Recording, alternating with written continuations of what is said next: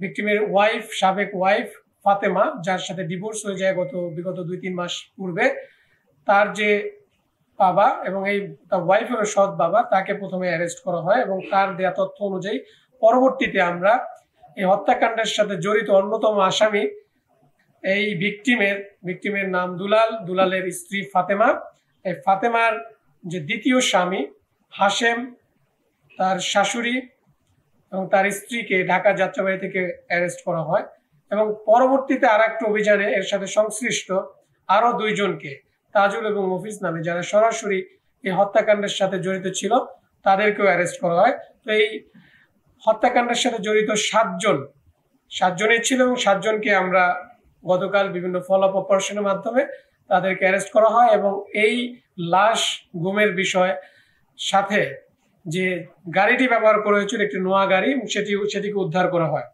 তো ঘটনাটি ছিল মূলত ফাতেমা, যে ভিকটিমের সাবেক স্ত্রী ছিল, বিগত 6 মাস পূর্বে তাদের বিয়ে হয়। বিয়ের পর থেকেই এই ভিকটিম তাকে ফাতেমার দেয়া তথ্য অনুযায়ী যে তাকে বিভিন্নভাবে অত্যাচার, মানসিক টর্চার করত। সে প্রেক্ষিতে তিনি 2 মাস পূর্বে তাকে ডিভোর্স দেয়। ইন দ্য মিন টাইম এই দুলালের সাথে তার সম্পর্ক থাকাকালীন সময়েই তার সাথে আর একজনই, হাশেম নামের একজন দুবাই প্রবাসী, সোশ্যাল মিডিয়া ইমোর মাধ্যমে তার সাথে একটা সম্পর্ক, রিলেশন বিল্ড আপ হয়।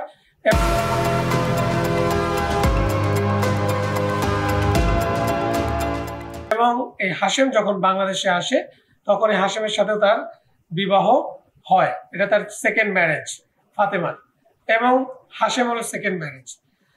বিবাহের পরেও, এই হাশেমের সাথে বিবাহের পরে এবং দুলাল কর্তৃক ডিভোর্স দেওয়ার পরেও এই দুলাল বিভিন্নভাবে এই ফাতেমাকে ডিস্টার্ব করে যাচ্ছিল।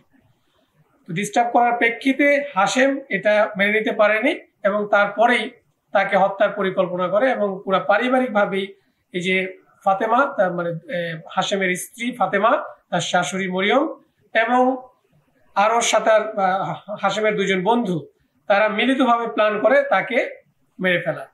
সে লক্ষ্যেই গত 10ই সেপ্টেম্বর যখন ফাতেমার বাসায় যায় দুলাল ভিকটিম, তখন আগে থেকে পরিকল্পিত ছিল যে তাকে ঘুমের ওষুধ খাইয়ে তাকে অচেতন করা হবে এবং সে লক্ষ্যে এই হাশেমের স্ত্রী ফাতেমা তাকে শরবতের মধ্যে 4টি ঘুমের ওষুধ খেয়ে তাকে অচেতন করে ফেলে। পরবর্তীতে হাশেম এবং তার বন্ধুরা ওই ঘরের মধ্যে প্রবেশ করে এবং তাকে শ্বাসরোধ করে হত্যা করে। এই হত্যার সাথে সংশ্লিষ্ট যে 7 জন ছিল, আমি অলরেডি তাদের কথা বলেছি, এবং প্রত্যেককেই অ্যারেস্ট করা হয়েছে এবং তাদের বিরুদ্ধে আইনানুগ ব্যবস্থা প্রক্রিয়াধীন রয়েছে।